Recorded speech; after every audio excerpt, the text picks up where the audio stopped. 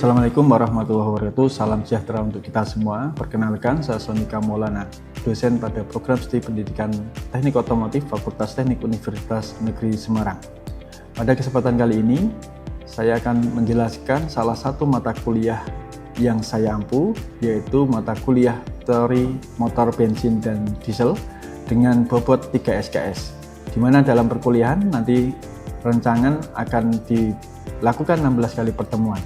Garis besar pada mata kuliah ini akan membahas tentang prinsip motor bakar, karakteristik dari motor bakar, siklus kerja, dan analisa performa mesin bensin dan diesel.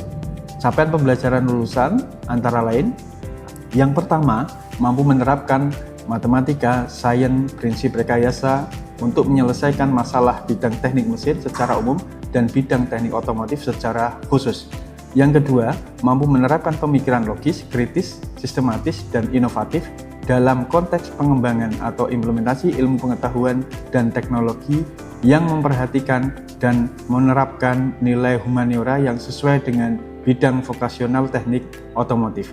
Ketiga, menunjukkan sikap bertanggung jawab atas pekerjaan di bidang keahlian secara mandiri. 4. Melakukan pendalaman bidang kajian teknik otomotif sesuai dengan lingkungan dan perkembangan zaman. Capaian pembelajaran mata kuliah teori motor bensin dan diesel diantaranya: yang pertama, menjelaskan proses kerja sistem pelumas motor bensin dan diesel. Yang kedua, menjelaskan sistem bahan bakar konvensional dan injeksi pada motor bensin dan diesel. Yang ketiga, menjelaskan proses kerja sistem pendingin motor bensin dan diesel. 4.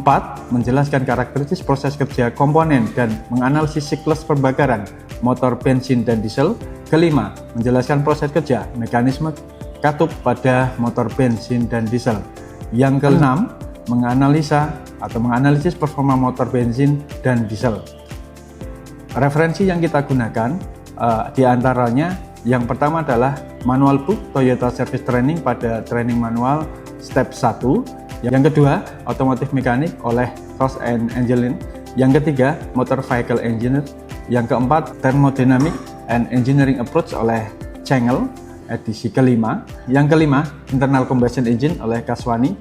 Yang keenam, Bahan Bakar dan Pelumas oleh Sonika Maulana dan kawan-kawan. Kemudian terdapat beberapa artikel terkait dengan pengaruh penambahan aktif pada bahan bakar dengan variasi pemanasan awal dan variasi water coolant pada mesin multisilinder. Proses pembelajaran tentunya memiliki aspek delivery, interactive assessment atau CIA. Delivery merupakan suatu proses pemberian informasi maupun pengalaman belajar dan keilmuan. Mata kuliah ini dilaksanakan sebanyak 16 kali pertemuan. Satu pertemuan awal digunakan untuk menjelaskan kontrak perkuliahan, konsep, dan materi dasar. 13 pertemuan digunakan untuk menyampaikan materi yang diantaranya pengetahuan dasar motor bakar, siklus oto dan diesel, sistem bahan bakar, sistem pengapian, sistem pendingin, sistem pelumas, performa mesin bensin dan diesel, analisa performa mesin bensin dan diesel. 2 pertemuan digunakan untuk ujian tengah semester dan ujian akhir semester. Interaction merupakan suatu proses interaksi belajar dan mengajar antara mahasiswa dengan dosen maupun mahasiswa dengan sesama mahasiswa, sehingga tercipta suasana akademik perguruan tinggi di ruang pembelajaran.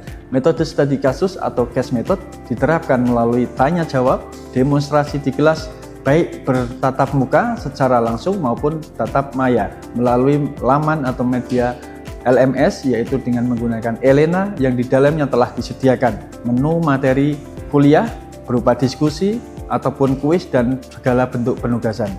Untuk asesmen sebagai proses evaluasi maupun penilaian mahasiswa yang terstruktur dan objektif. Penilaian pada mata kuliah ini terdiri dari aktivitas partisipatif sebesar 25%, penilaian hasil proyek sebesar 25%, penilaian tugas struktur maupun mandiri sebesar 10%, penilaian tanya jawab 10%, penilaian ujian tengah semester sebesar 15%, dan ujian akhir semester sebesar 15%. Berikut ini adalah cuplikan dari proses pembelajaran pada mata kuliah teori motor bensin dan diesel pada pertemuan kelima dengan materi sistem pembakaran dan komponen pada mesin bensin. Dengan harapan mahasiswa mampu menjelaskan konsep dan siklus termodinamika pada internal combustion engine serta mendiagnosis gangguan sistem bahan bakar, sistem pelumas, hingga melakukan analisis perawatan perbaikannya sebagai bekal untuk mata kuliah praktik motor bensin dan diesel pada semester berikutnya. Selamat menyaksikan. Baik, Assalamualaikum warahmatullahi wabarakatuh. Waalaikumsalam warahmatullahi wabarakatuh. Selamat siang semuanya. Siang. Oke, baik. Alhamdulillah pada siang hari ini kita melanjutkan pada mata kuliah teori motor bensin dan diesel. Silakan bisa dicek di Elena terlebih dahulu. Materi dan beberapa referensi sudah saya tambahkan di Elena. Silakan bisa dibuka. Oke, di Elena silakan bisa diakses untuk materi sistem pembakaran dan komponen mesin bensin ya. Oke.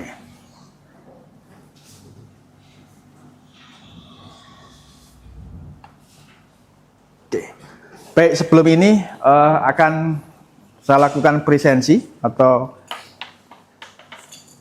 presensi kehadiran ya. Jadi silakan nanti yang hadir dapat angkat tangan dan menyatakan hadir.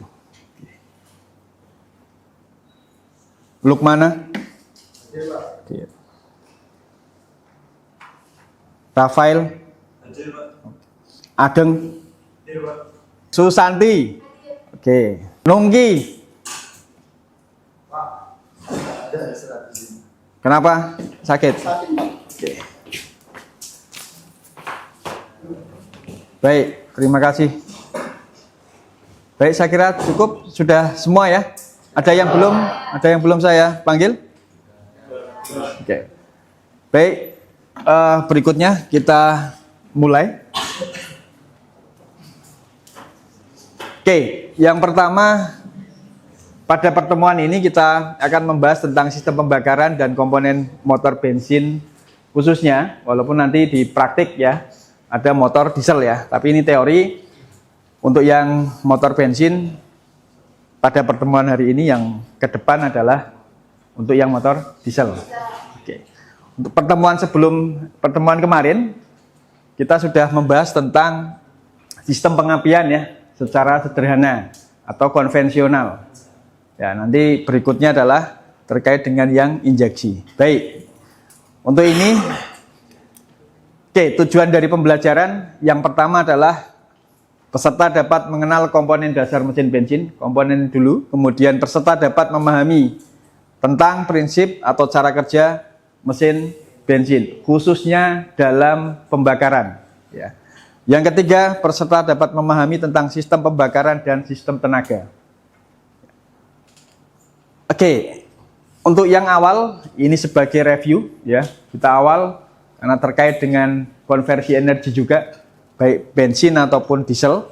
Jadi ada termasuk dengan mesin kalor ya.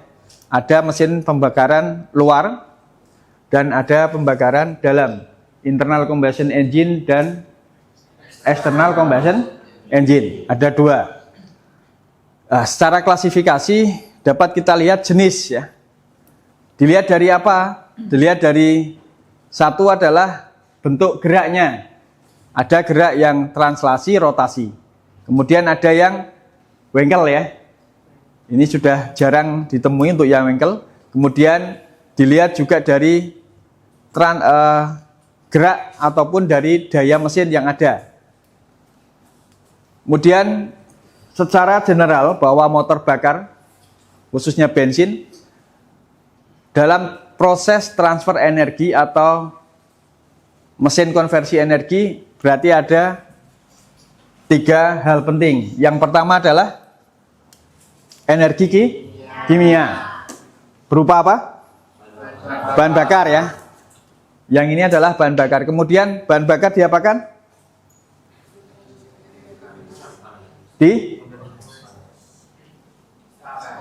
Diubah menjadi energi panas yang nanti juga bisa merubah dari energi panas menjadi energi gerak. Siapa yang merubah dari sistem ya. Kemudian hasilnya adalah tenaga. Ini kalau kita lihat secara kimia kemudian mekanis dan menjadi sebuah tenaga. Tenaga ini dapat digunakan dari berbagai alat transportasi, misalkan di otomotif, kemudian power generation, ini submersion, kemudian apa? Submarine ya. Oke. Kemudian diesel lokomotif, itu yang nanti di mesin diesel. Kemudian ini contoh salah satu mesin ya. Mesin apa?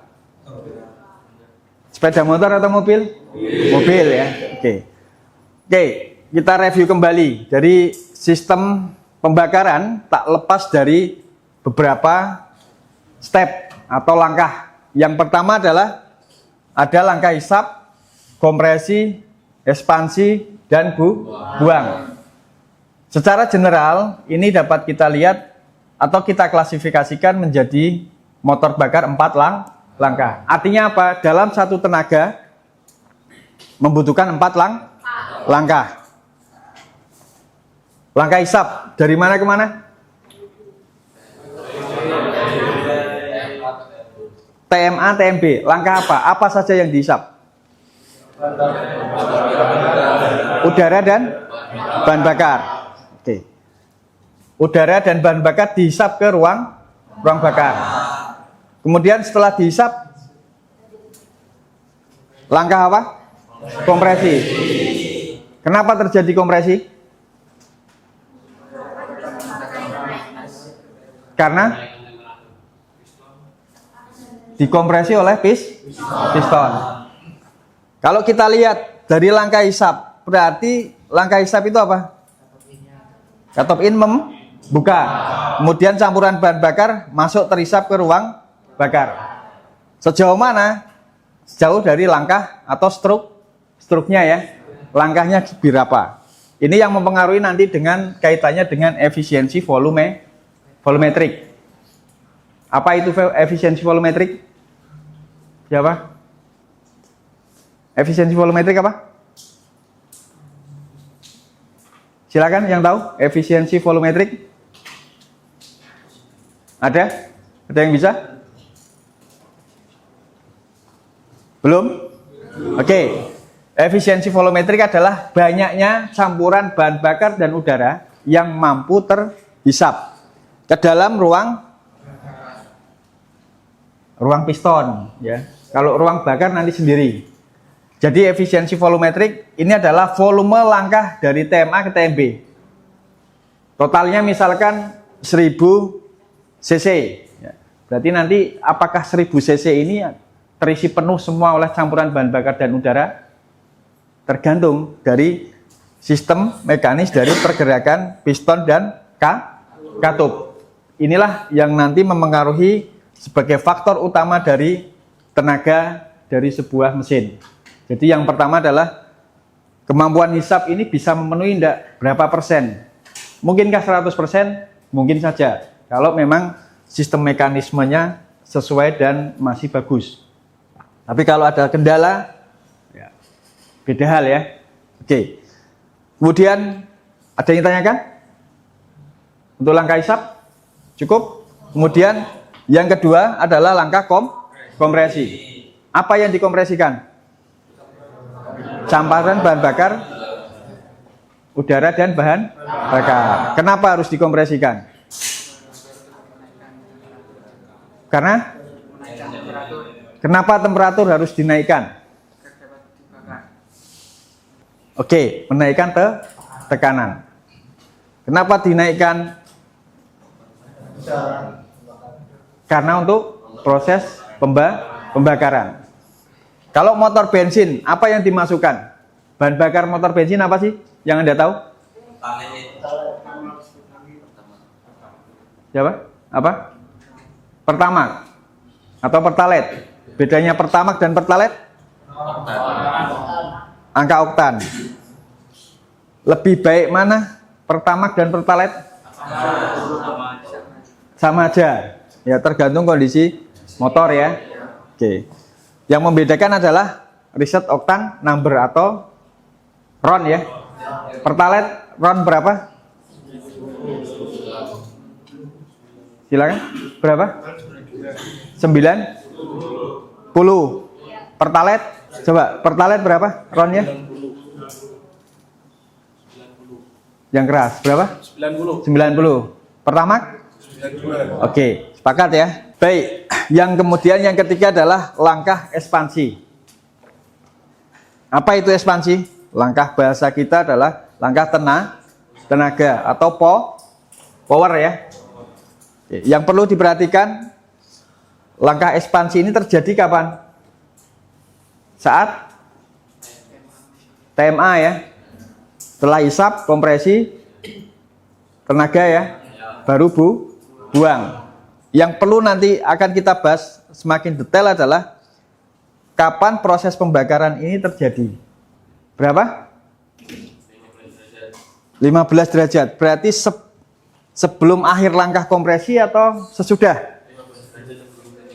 Titik mati atas. Titik mati atas itu kompresi atau kompresi? Oke. Berarti secara, kalau kita cek secara lingkaran ya.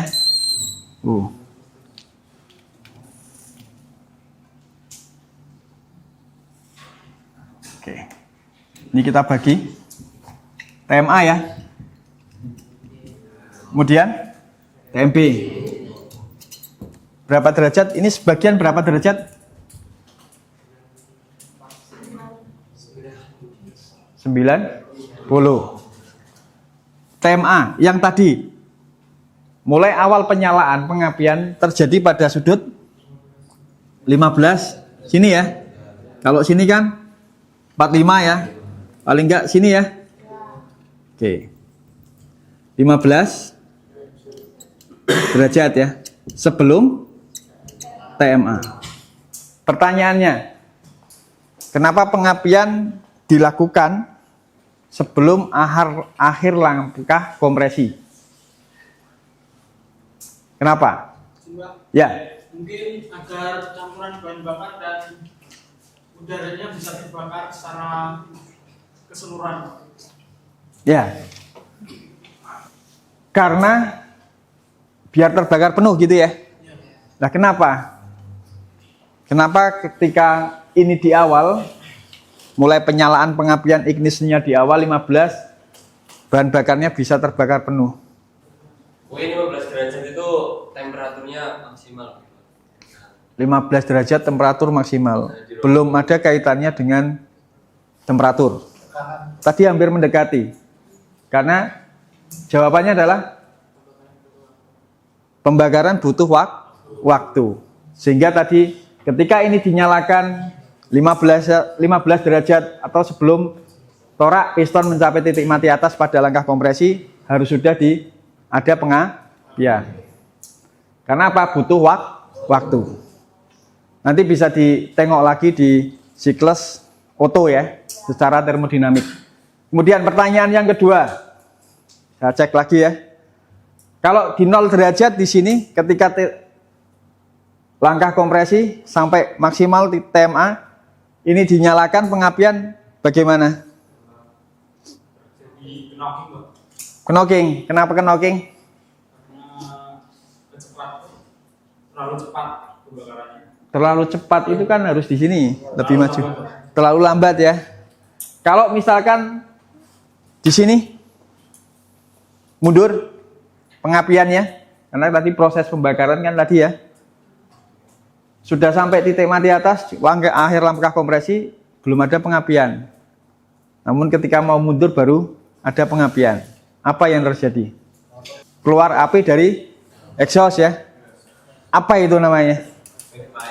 Backfire ya. Kenapa itu terjadi? Karena pembakarannya tidak tepat ya. Jadi masih ada bahan bakar dan udara yang ikut keluar ya. Terbuang sehingga karena panas meledaknya ketika di knalpot atau di exhaust ya. Oke, backfire. Baik, kita lanjutkan lagi. Syarat dari sebuah pembakaran ada 3, perlu kita review ulang, kita sampaikan ulang dan kita dalami. Yang pertama adalah ada bahan bakar dan udara. Yang kedua ada kompresi. Ketiga, pengapian. Salah satu tidak dipenuhi, tidak terjadi pembakaran. Atau secara teknis mobil hidup atau mati? Mati ya. Oke. Kemudian incomplete combustion yang berpengaruh adalah satu, campuran bahan bakar dan udara. Campuran bahan bakar dan udara berapa secara teoretis? 1:14,7. Satu untuk apa? Bahan bakar. Yang 14,7 udara. Itu secara teoretis. Misalkan C8 H18 ya. Ini premium ya. Rumus chemical reaction-nya adalah Cn H2n plus 2 ya. Ini gasoline engine. Semua untuk gasoline engine.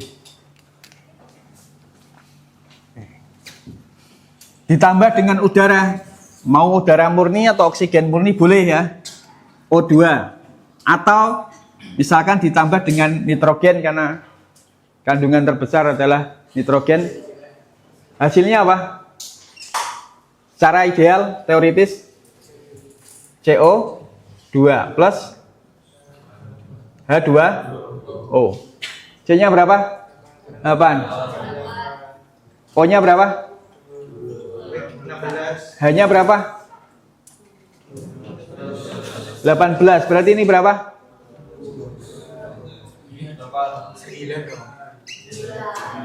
9 ya. Jadi O-nya berapa ini? 16 tambah 9. Berapa? 25. Berarti ini berapa? 25 per 2. Timbang enggak ya? Lah nanti yang kenapa didapat 1:14,7? Berarti yang kita bandingkan adalah bahan bakarnya mana? Udaranya? Nanti dicari kenapa ketemu 1, ketemu 14,7. Itu ya. Pengapian kita cek. Ini yang saya tampilkan adalah pengapian yang konvensional, tapi tidak konvensional banget ya. Menggunakan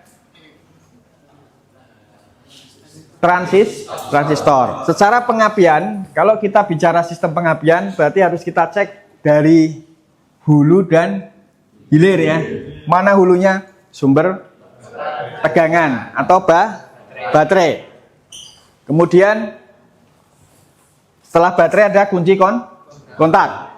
Kunci kontak pengapian yang awal adalah apa? Masuk ke koil ya. Ini koil ya. Kemudian terminal positif ke distributor. Oke. Ini apa? Koil. Jadi kalau kita pasang ini ya. Terminal positif yang mana? Pak, yang ada tulisannya positif ya. Sudah ada labelnya ya. Oke. Kemudian ada terminal negatif yang mana? Sebelahnya ya. Yang ini oh sudah persis ya. Jadi ini contoh koil. Silakan ya dipegang lagi enggak apa-apa. Sembari yang lihat cek ya. Itu koil. Fungsi koil untuk menaikkan tegangan dari berapa ke berapa? Baterai 12 volt masuk ke koil, terminal positif, terminal negatif. Ini ada kumparan. Kemudian di tengah ada terminal sekunder ya. Kenapa di sekunder naik menjadi minimal 10.000 kilovolt, 10.000 volt ya? Kenapa? Agar motor bisa nyala. Menghasilkan percikan api pada busi. Oke ya. Baik, kita cek ya. Distributor, kemudian ada busi. Yang membutuhkan tegangan tinggi adalah busi. Distributornya ada. Ini ya. Oh, barangnya ada. Contohnya gimana? Ya ini gambar aja. Yang ini adalah sebenarnya digabung dengan ini ya. Jadi sistem pengapiannya ini. Ini adalah distributor pembagi. Ada berapa silinder berarti? 4. Motor bensin ya. Oke. Ada 4 ruang bakar, ada 4 busi. Kalau busi saya kira sudah tahu semua ya. Ini coba kita bawakan, siapa tahu lupa ya. Coba. Oke. Nah yang ini ya, silakan diamati komponen distributor. Oke, saya jelaskan, lanjutkan bahwa tujuan kenapa tegangan dinaikkan, satu adalah untuk menaikkan tegangan. Kenapa di busi harus dinaikkan tegangannya? Yang dibutuhkan apa sih? Percikan bunga api. Kenapa di busi terjadi percikan bunga api? Jawabannya adalah karena tegangannya tinggi. Yang mempunyai daya untuk meloncat itu adalah tegangan, bukan arus ya. Pernah dengar high voltage dangerous ya? Yang bahaya adalah kalau arus paling disalahkan ketika terjadi kebakaran. Hubungan arus pendek gitu ya. Oke. Jadi tadi kita sudah review bahwa yang mampu mempunyai atau yang mempunyai kemampuan untuk meloncat sehingga menaikkan terjadi percikan bunga api adalah busi ya atau tegangan. Oke. Ada yang tanyakan sampai sini? Silakan. Ya. Tanya Pak, itu kan di gambarnya ada 3 terminal ya Pak. Tapi pada kenyataannya kan biasanya ada yang pakai balas resistor Pak. Ya. Bisa dijelaskan. Oke, yang ini adalah yang secara simpel ya. Kalau kemungkinan yang dipegang tadi ada balas resistornya nggak? Ada. Ya. Fungsinya untuk apa? Sekarang saya tanya. Balas resistor. Syarat utamanya adalah ini. Tanpa itu pun tidak masalah. Dengan penambahan balas resistor itu adalah untuk menyerap tegangan sisa. Dari mana? Dari proses induksi elektromagnetik yang ada di kumparan primer dan sekunder. Kalau tidak pun tidak apa-apa, tapi dia tidak stabil. Gitu ya. Ada lagi yang ditanyakan? Jadi di sistem pengapian nanti juga akan banyak disampaikan ketika nanti mata kuliah sistem kelistrikan engine ya. Oke. Kemudian yang diatur adalah tekanan bahan bakar. Rata-rata umumnya adalah berapa? 2 sampai 3 kg cm per segi. Ini tekanan, syarat tekanan yang ada di delivery pipe. Jadi tekanan bahan bakar harus minimal adalah ini. Jika tidak, juga akan mempengaruhi dari hasil pembakaran. Baik, pada pertemuan ini berarti kita bisa menyimpulkan ada 3 faktor atau prasyarat dari proses pembakaran. Yang pertama adalah campuran bahan bakar. Yang kedua, kompresi. Ketiga, adanya pengapian. Itu untuk yang motor bensin. Untuk diesel, kita bahas di pertemuan selanjutnya atau minggu depan ya. Oke. Untuk hari ini, sembari menunggu minggu depan, ada satu tugas ya, mohon dikerjakan terkait tadi AFR, air fuel ratio, seperti apa, bagaimana cara menghasilkan 1:14. Kemudian selanjutnya adalah terkait faktor atau beberapa kejadian yang nanti perlu dianalisis ya. Ada mogok atau apa di situ, nanti silahkan dicermati dan dijawab. Jelas? Ada yang tanyakan? Jelas. Baik, saya kira itu pertemuan pada siang hari ini. Saya ucapkan terima kasih. Sebelumnya mohon dipimpin berdoa. Salah satu. Untuk mengakhiri pembelajaran pada siang hari ini, berang pertama dan kepercayaan masing-masing. Berdoa dimulai. Baik, cukup. Terima kasih. Teknik mesin. Baik, assalamualaikum warahmatullahi wabarakatuh. Demikian cuplikan video PDD UKT-PT saya. Terima kasih kepada semua pihak yang sudah membantu pembuatan video ini. Sekali lagi saya aturkan terima kasih. Wassalamualaikum warahmatullahi wabarakatuh.